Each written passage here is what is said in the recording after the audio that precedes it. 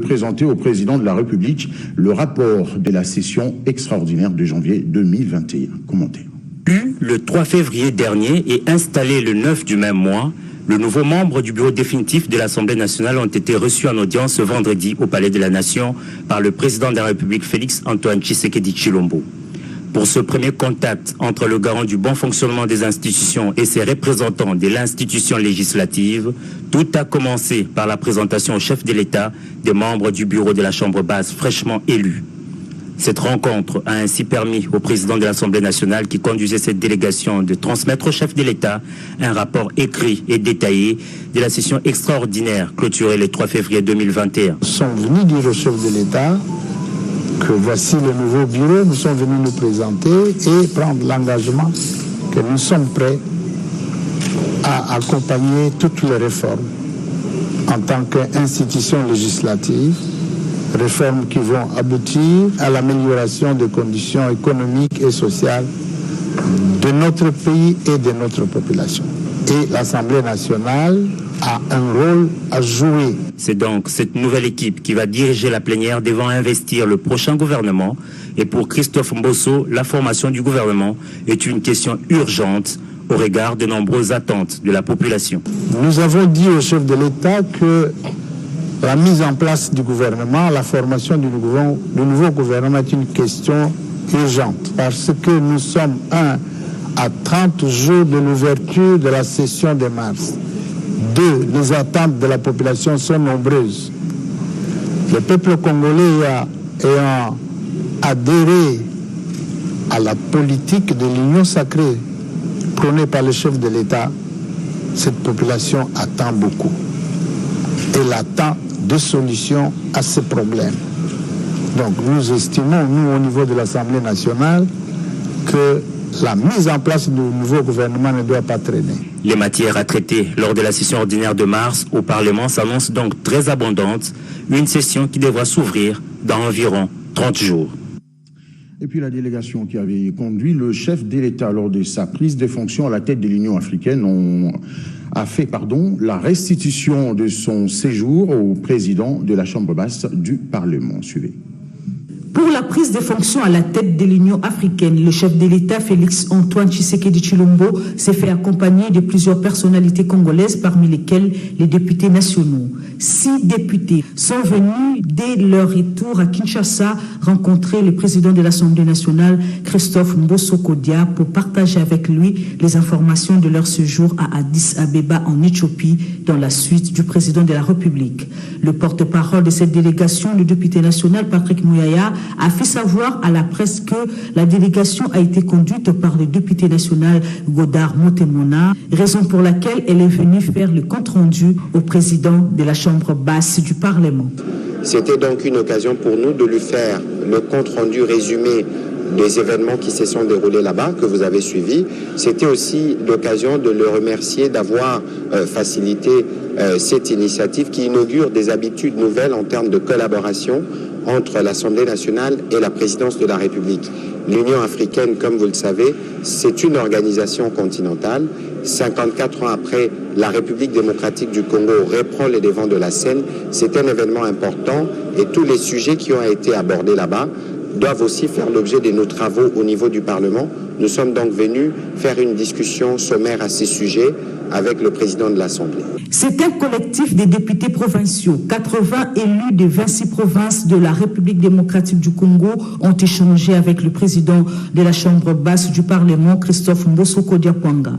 Ces représentants du peuple au niveau des provinces sont venus d'abord féliciter Christophe Mbosso pour son élévation à la tête de l'Assemblée nationale et féliciter aussi les autres membres du bureau définitif. Ces députés provinciaux ont transmis leurs doléances au président de l'Assemblée nationale et lui, en tant que bon père des familles, a promis à ces derniers que leurs desiderata seront transmis au président de la République, Félix Antoine Tshisekedi, pour des solutions concrètes. Christophe Mbosso, en tant qu'élu du peuple, s'est étonné du fait que les députés nationaux soient bien traités et les élus provinciaux non.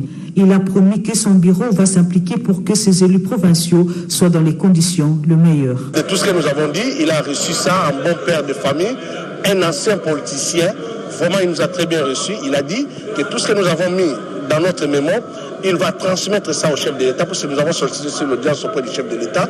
Il a dit qu'il va vraiment nous conduire, il va nous faciliter cette tâche-là. Et aussi, il fera de tout son mieux pour que tout ce que nous avons mis dans notre mémo soit résolu. Ces derniers sont répartis avec l'espoir parce qu'ils ont rencontré le président de l'Assemblée nationale totalement acquis à leur cause.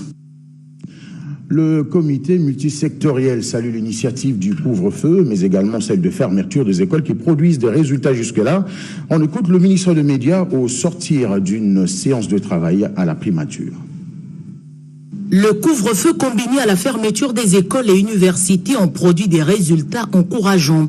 À en croire le comité multisectoriel de riposte réuni sous la direction du Premier ministre Ilunga Ilunkamba le jeudi 11 février 2021. La pandémie est en train de connaître une baisse, et cette baisse est due principalement aux mesures prises courageusement par le chef de l'État à une certaine époque et qui ont donné leurs résultats, notamment le couvre-feu. Et le comité multisectoriel a examiné toute la problématique liée à cette question et est arrivé à la conclusion que ces mesures doivent être renforcées dans certains cas et être libéralisées dans d'autres.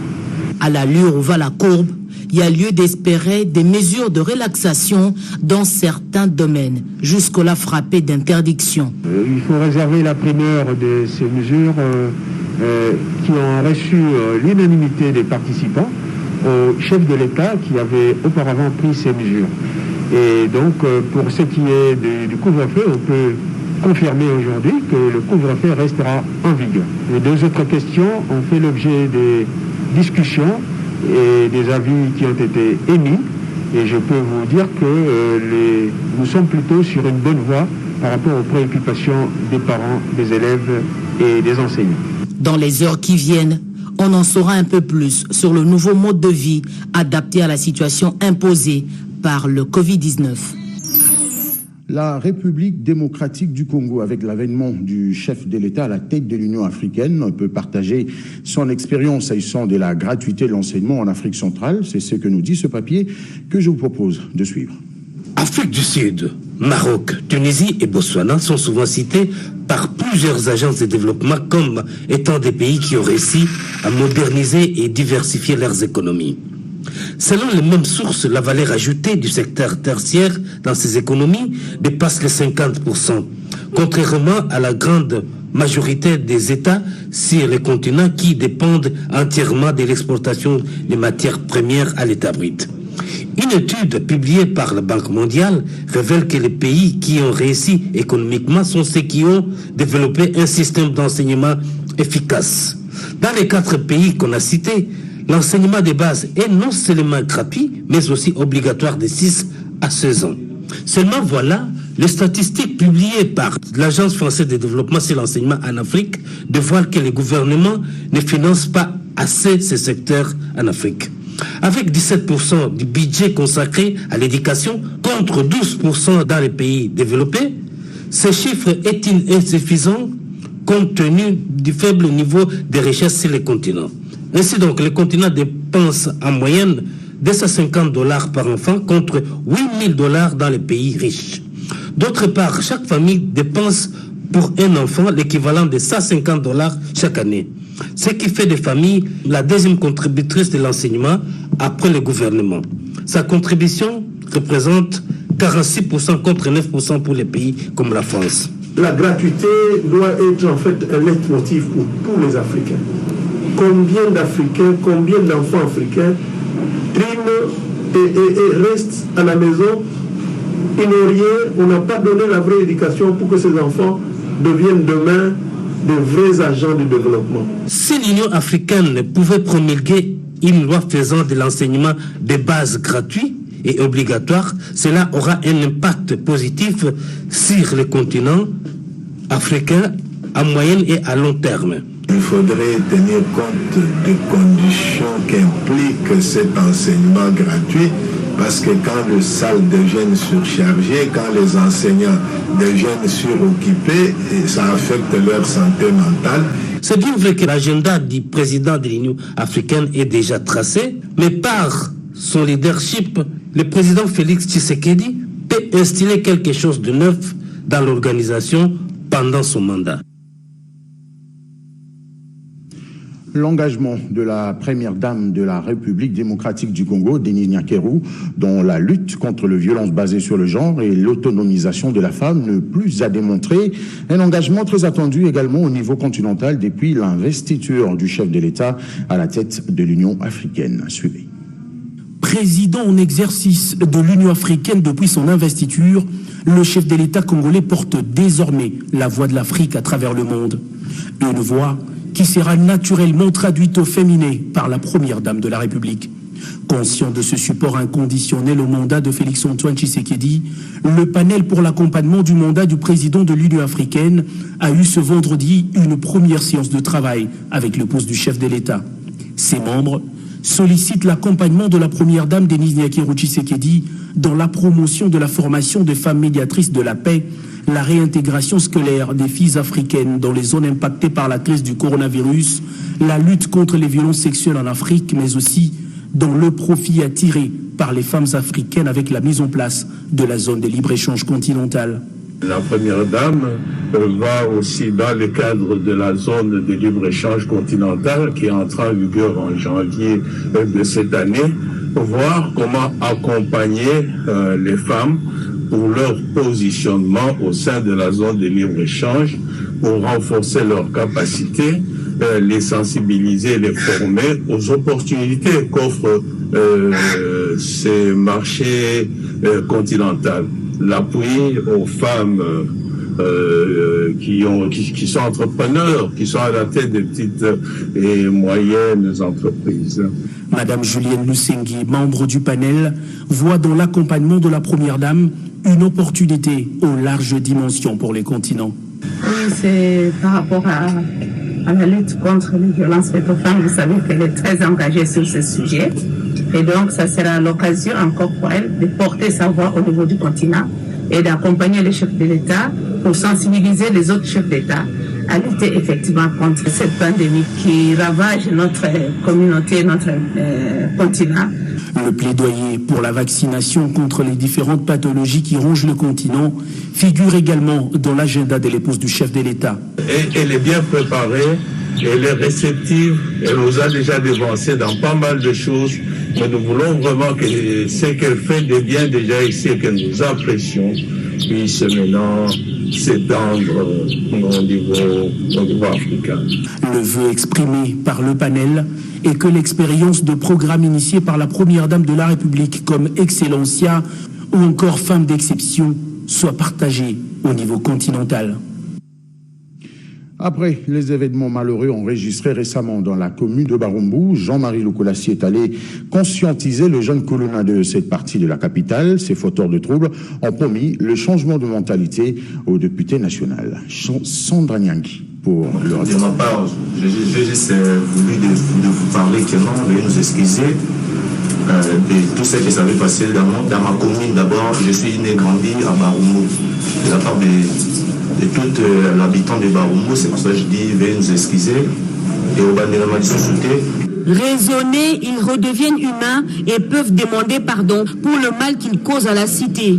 C'est Koulouna que l'honorable Jean-Marie Lukulassi a reçu ce jour dans la réponse à son message appartiennent à une bande rivale de celle de Faza du Kambaki. Ils sont auteurs du dernier spectacle désolant qui a ému sur les réseaux sociaux. G24 a pris à bras le corps le souci du président de la République, Félix-Antoine Tshisekedi Tshilombo. C'est lui de civiliser ses citoyens pour ceux qui peuvent l'être encore par la désintoxication, l'encadrement et la réinsertion sociale. Un travail que le président du G24 fait avec abnégation et engagement pour la cause de la société paisible. Ces chefs d'écurie ont suivi un discours conciliateur afin qu'ils enterrent la hache de guerre. Donc aujourd'hui c'est notre camp qui sont réussis parce que demain il y aura la réconciliation entre les deux camps. C'est pour cela qu'on a bien discuté avec eux. Ce qui m'a étonné, on a demandé pardon à la population congolaise. Depuis quand le président de la République a décidé, il m'a confié la mission, je pense que ça ira. Les choses étaient déterminées et aussi ils sont déterminés d'arrêter ce genre de pratique. Ce sera la solution de la carotte qui va limiter les dégâts.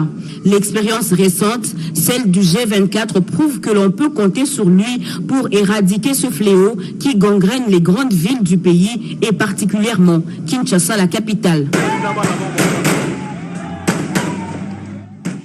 Et puis le ministre des Actions humanitaires séjourne dans la province du Kasaï oriental. Steve Mbikai a apporté de vivres à la population de cette partie de la République. On regarde.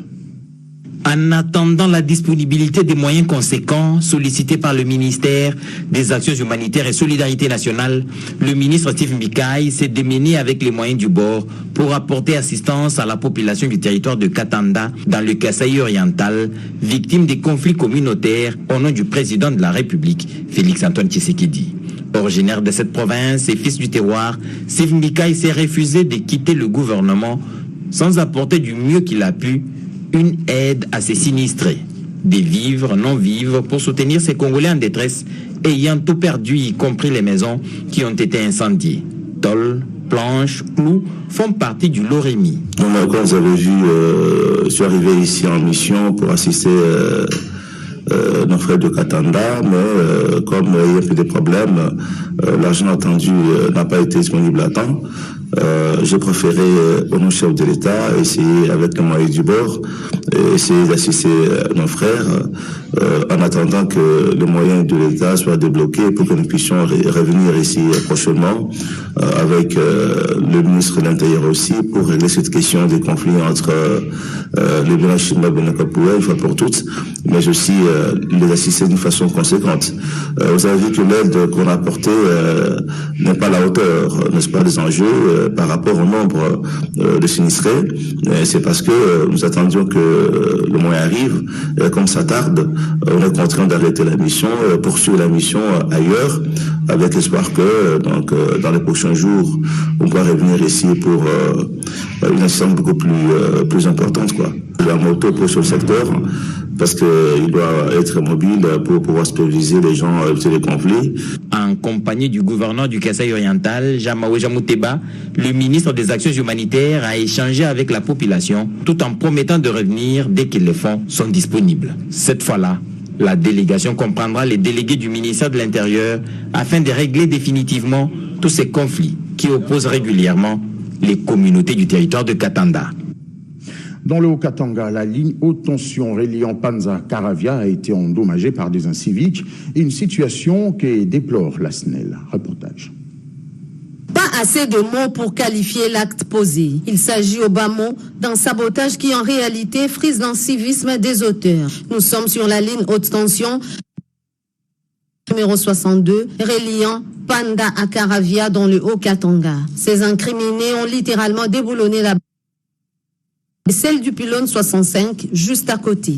Selon les renseignements fournis par la Société nationale de l'électricité, SNEL SA, le forfait a été commis le mercredi 10 février 2021 à 21h36 à plus ou moins 35 km de la ville de Likasi. Des détails qui renseignent sur les sérieux de l'enquête ouverte pour mettre la main sur les malfrats. Ce que nous demandons aux autorités politico-administratives, c'est de renforcer la sécurité de nos équipements. Ce qui s'est passé sur cette ligne, heureusement que nous avons deux lignes qui relient Likasi et Lubumbashi. Si on n'avait qu'une seule ligne, au moment où nous parlons, Lubumbashi n'allait pas avoir l'attention. Donc nous demandons aux autorités vraiment de nous aider, d'accompagner SNEL, de nous aider pour que le patrimoine qui est de l'État congolais puisse être bien gardé. Au-delà des dégâts matériels, les implications économiques sont d'autant plus considérables car ces gestes malveillants impactent sur l'activité économique de l'environnement immédiat du site endommagé. Equity Bank et la BCDC forment désormais une nouvelle institution bancaire. Le ministre du portefeuille salue cette fusion. Yvette Makoutima revient sur le déroulement de cette cérémonie. Un circuit bancaire fort, c'est garantir les investissements et créer un environnement propice à l'émergence d'un partenariat public-privé. Sur ces images, c'est le ministre du portefeuille Clément Kouété qui a procédé au dévoilement du nouveau logo né de la fusion Equity BCDC. Ce membre du gouvernement a émis le vœu de voir cette fusion qui permet au groupe Equity d'acquérir la majorité des parts, contribuer à l'éclosion financière dans les pays. Aujourd'hui, toutes les deux banques opèrent dans une même plateforme et ça donne la possibilité aux clients d'aller dans n'importe quelle agence et se faire servir. Même si tu avais ton compte à Kinshasa, tu peux aller à Mbujimaï, tu peux aller à Bukavu ou à Sakanya, là où se trouvent nos agences et nos agents bancaires. Donc c'est une opportunité. Aujourd'hui déjà c'est possible d'avoir des cartes Visa infinies et toute la gamme de cartes bancaires internationales qui étaient disponibles jadis de l'autre côté par l'autre institution. C'est aussi possible et disponible dans toutes les agences. Donc cette synergie apporte beaucoup de bénéfices et nous continuerons à travailler pour l'amélioration du service. Une fusion qui tisse la toile d'un grand réseau d'agences en République démocratique du Congo, soit près de 74 et 214 distributeurs automatiques. Ceci dit, un réseau beaucoup plus élargi. Une cérémonie qui a vu la participation de l'informateur, le sénateur Modeste Bahatilou Kwebo. Direction le Maniema, Marie-Olive Lembe Kabila s'y trouve depuis peu. L'épouse de Joseph Kabila Kabange a procédé au lancement de la première récolte de maïs. Elle encourage notamment la population de cette partie du pays à se prendre en charge. On regarde. Marie-Olive Lembe Kabila et les activités agricoles, c'est une histoire d'amour qui date de plusieurs années. À 14 km de Kindu, dans la concession Malonga, celle qu'on appelle la première dame rurale développe un champ d'ananas avec une production évaluée à 25 000 pieds. Juste à côté, des jeunes cacaoyers sont en expérimentation objectif produire à terme du chocolat Made in Congo. Le plus surprenant, c'est cette production de farine de maïs assurée par l'ONG Initiative Plus qui du coup est devenue au Maniema la première productrice de farine de maïs. Vendu à un prix abordable, le produit aide à lutter contre la sous-alimentation. Nous avons comme objectif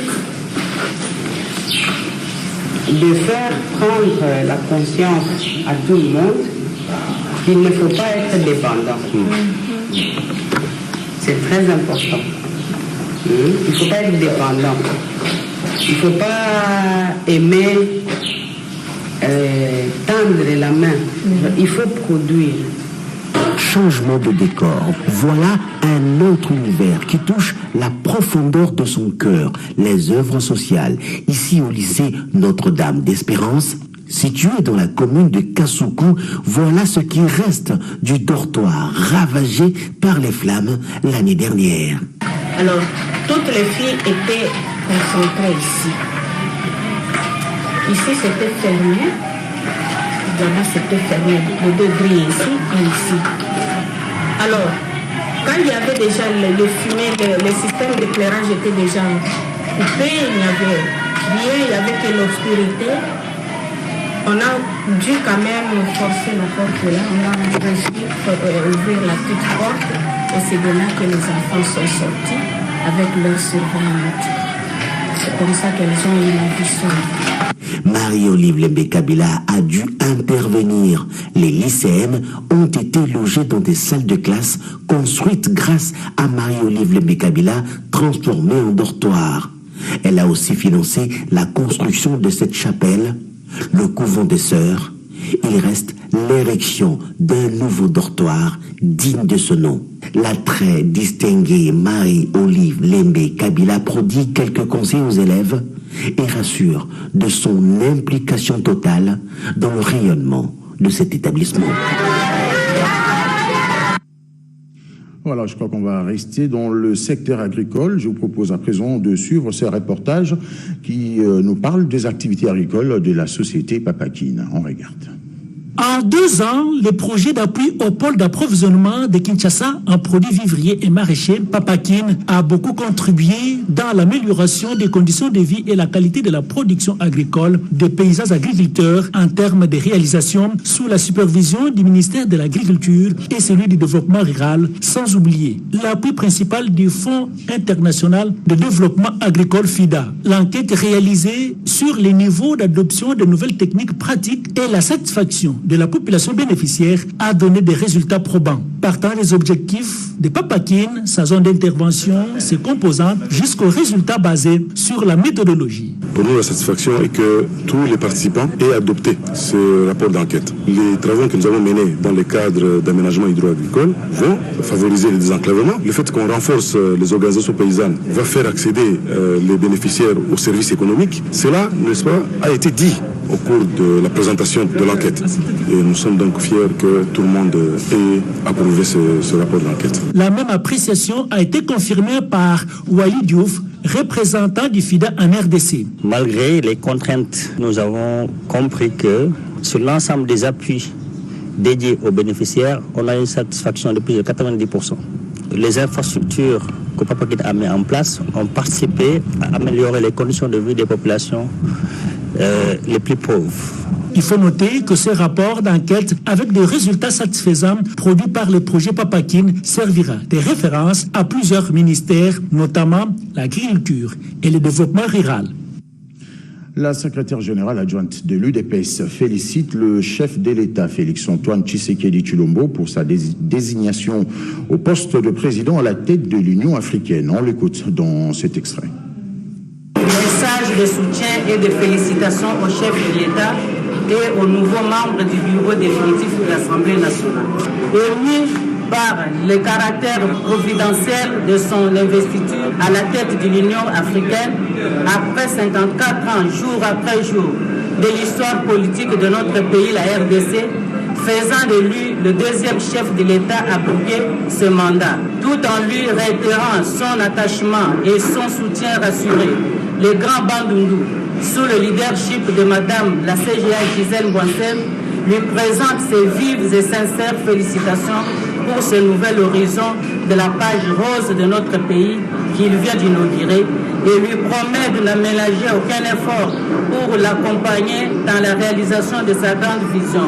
Décider de la refondation de la gestion des institutions en initiant et encourageant la participation de tous au sein d'une union sacrée de la nation, basée essentiellement sur la seule volonté et amour de servir le peuple, afin de doter notre pays des institutions légitimes et responsables totalement vouées à cause de la République.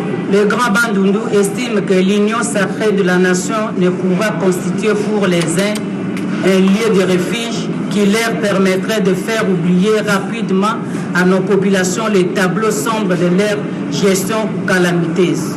La dynamique Grand Bandundu propose au chef de l'État de recourir à la sagesse du roi Salomon et surtout au principe légal, dire à l'ex, cède l'ex. Pour dire la loi est dure, mais c'est la loi. Mamita Bangoulou et Pesho Moubenga ont réalisé ce numéro. Radampoyi était à la prise de vue. Mesdames et messieurs, c'en est fini pour ce numéro de 7 heures. Bon week-end.